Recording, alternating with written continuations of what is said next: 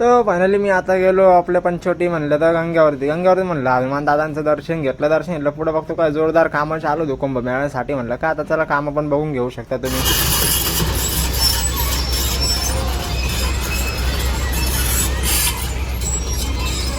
तर मग पुढे गेलो काय बघतो गांधी तलावावर बापरे पाणी तर होतं सोडलं आणि पब्लिक तर बाहेरूनच आलेली होती. आपल्या नाशिकचं काही कोणी लोक दिसलं नाही. म्हणलं का आपलं मन झालं आंघोळीला. म्हणलं का आपण घरूनच आंघोळ करून आलेलो होतो.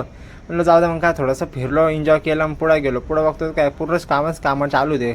कामं असे चालू होते की बा जोरदार. म्हणलं तर कुंभमेळा म्हणलं टायमाचा खूपच जोरात होणार नाशिकमध्ये. मग तुम्ही पुढे बघू शकता आपलं रामकुंड पण एकदम सुक्क पडलेलं आहे. सुक्क म्हणलं तर आता ते पण थोडं आता कॉन्क्रीटचे कामं करणार आहे. जुने होतं ते असं बनवणार आहे. आता तुम्ही चला आता पुढचं पण तुम्हाला मी दाखवतो. मग मी गेलो कपिलेश्वर महादेवाच्या मंदिरामध्ये दर्शन घेतलं बाहेर निघालो. गर्दी तर अशी खूपच गर्दी होती. मला आज सोमवार पण होतं. माझं काय मन झालं डायरेक्ट गेलो दर्शनासाठी. मग दर्शन घेतलं आणि पुढे गेलो. तुम्ही बघू शकता आपल्या पंचवटी म्हणलं तर पूर्ण नाशिकचा काना कोपरा खंदून ठेवलेलं. मग काय व्हिडिओ आवडला लाईक सबस्क्राईब जरूर करा.